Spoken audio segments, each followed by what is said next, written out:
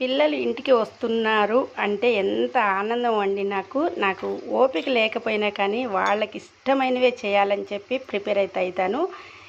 ఇలా కొబ్బరి పచ్చడి అయితే చేశానండి. అలాగనే బీరకాయ టమాటా కలిపి కొంచెం పచ్చడి చేశాను. అలాగనే వేడి వేడి చారు, గుమగుమలాడుతున్న చారు అయితే పెట్టాను. ఇంకా ఇక్కడైతే మాత్రం చింత చిగురు పప్పు, అద్దిరిపోయే పప్పునైతే చేశానండి. అలాగనే ఇంకా కొంచెం స్పెషల్గా ఉండాలని బీరకాయ టమాటా ఆనియన్స్ కలిపి కర్రీ చేస్తున్నాను. అంటే బీరకాయ ఎక్కువగా మేము పచ్చడి చేస్తూ ఉంటాము, కానీ ఇలా కర్రీ చేసుకుంటే మాత్రం సూపర్ ఉంటుందన్నమాట.